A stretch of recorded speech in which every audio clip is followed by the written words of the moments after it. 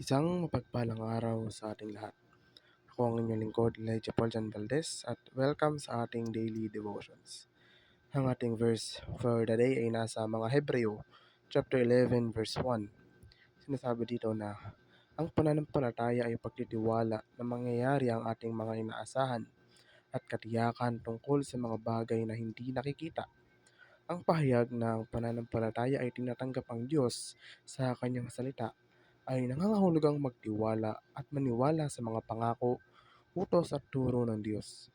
Kabilang dito ang paniniwala na sinabi ng Diyos na kahit na tila imposible o walang kahulugan sa atin, at pagkatapos ay kumilos ayon sa paniniwalang iyon.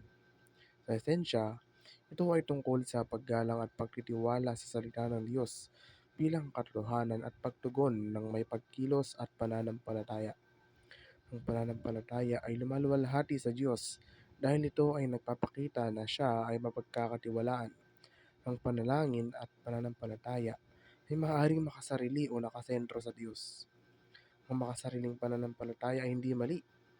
Ang Biblia ay puno ng mga kwento ng mga taong nananalangin na gawin ng Diyos ang mga bagay na kailangan at gusto nila, tulad ng karamihan sa mga salmo, gayon din sa mga ulat ng ebanghelyo ng mga taong lumalapit kay Jesus para sa pagpapagaling at pagpapalaya mula sa mga demonyo.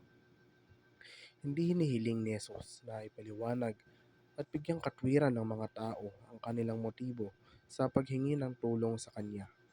Ang tunay na pananampalataya ay kadalasang nanununawaan na humahantong sa aktibong pagsunod.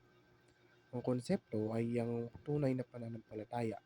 Ito ay hindi lamang isang paniniwala, ngunit isang pagtitiwala sa Diyos na nag-uudyok sa mga aksyon at pag-uugali na naaayon sa Kanyang kalooban.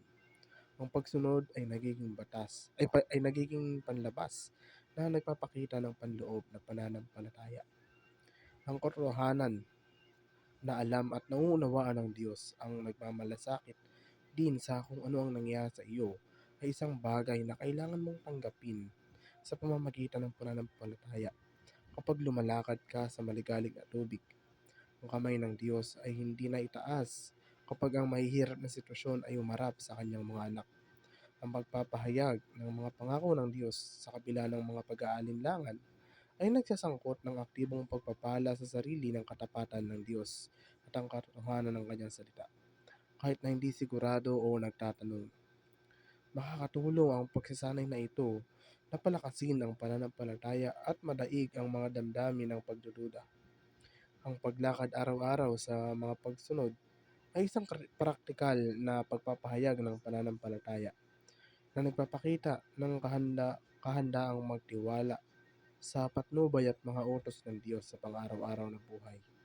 Kabilang dito ang patuloy na paglalakbay ng pananampalataya kung saan ang mga individual ay nagsisikap na mamuhay ayon sa kalooban ng Diyos. Hinahanap ang kanyang tinig at naunawaan ang kanyang landas sa lahat ng pagkakataon. Ito ay isang tugon ng pananampalataya, hindi isang kapalit para dito, ngunit isang paraan ng pagsasabuhay ng paniniwala sa pag-ibig at plano ng Diyos. Muli, ako ang inyong lingkod, Elijah Paul Jan Valdez. Dito na nagtatapos ang aking daily devotions.